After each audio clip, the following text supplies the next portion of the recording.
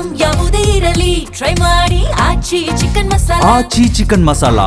ಭಾಳ ಒಳ್ಳೆ ಹೆಸರು ನಾನು ಕರುಣಾಕರ. ಈಗ ಇತ್ತೀಚೆಗೆ ಬರ್ತಾ ಇರೋ ಸಿನಿಮಾ ಟೈಟಲ್ಸ್ ನೋಡಿದ್ರೆ ಒಂದು ಫ್ಯಾಮಿಲಿ ಟೈಟಲ್ಲು, ಒಂದು ಫ್ಯಾಮಿಲಿ, ಅಪ್ಪ ಅಮ್ಮ ಮಕ್ಕಳು ತಂದೆ ತಾತ ಅಜ್ಜಿ ಎಲ್ಲ ಬಂದು ಇಡೀ ಫ್ಯಾಮಿಲಿ ಕೂತ್ ನೋಡುವಂಥ ಒಂದು ಸಿನಿಮಾ ಈ ಕಾಲಘಟ್ಟದಲ್ಲಿ ಬರ್ತಾ ಇರೋದು ಬಹಳ ಕಡಿಮೆ ಆ ಥರ ಒಂದು ಫ್ಯಾಮಿಲಿ ಸಿನಿಮಾ.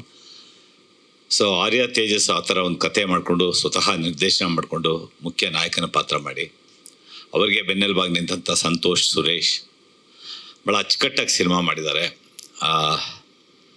ಅವರ ಹೆಂಡತಿ ಪಾತ್ರ, ನಾಯಕಿ ಪಾತ್ರ ರಾಧಾ ಭಗವತಿ.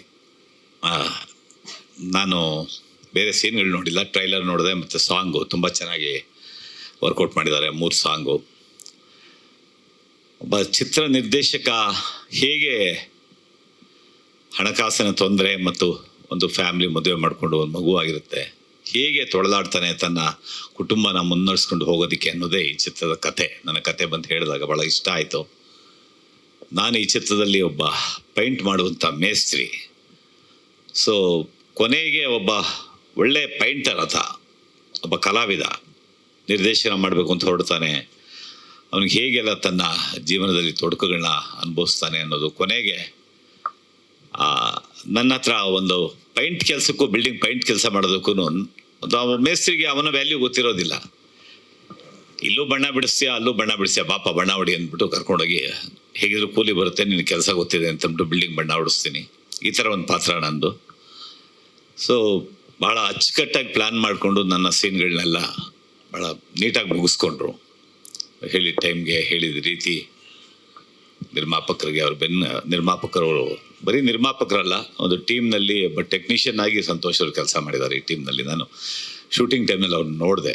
ಅವರ ಇಂಟ್ರೆಸ್ಟು ಮತ್ತು ಎಂಥೂಸಿಸಮ್ಮು ಎಲ್ಲನೂ ಈ ಚಿತ್ರ ಚೆನ್ನಾಗಿ ಮೂಡ್ ಬಂದಿದೆ ಅಂತ ನಾನು ಅಂದ್ಕೊಳ್ತೀನಿ ಈಗ ಟ್ರೈಲರ್ ನೋಡಿದ್ಮೇಲೆ ಮತ್ತು ಸಾಂಗ್ಗಳು ನೋಡಿದ್ಮೇಲೆ. So all the best entire team. So ಈ ರೀತಿ ಚಿತ್ರಗಳಿಗೆ, ಚಿತ್ರಮಂದಿರಕ್ಕೆ ಜನ ಬರಬೇಕು. ಇವತ್ತಂತೂ ಎಸ್ಪೆಷಲಿ ಸಿಂಗಲ್ ಸ್ಕ್ರೀನ್ಗಳು ನಡೆಯೋದು ತುಂಬ ಕಷ್ಟ ಆಗೋಗ್ಬಿಟ್ಟಿದೆ. ಆಡಿಯನ್ಸ್ ಕೊರತೆ, ಪ್ರೇಕ್ಷಕರ ಕೊರತೆ ತುಂಬ ಕಾರಣ. ಯಾವುದೋ ವರ್ಷಕ್ಕೆ 1 ಸಿನಿಮಾ 2 ಸಿನಿಮಾ ಗೆಲ್ಲುತ್ತೆ.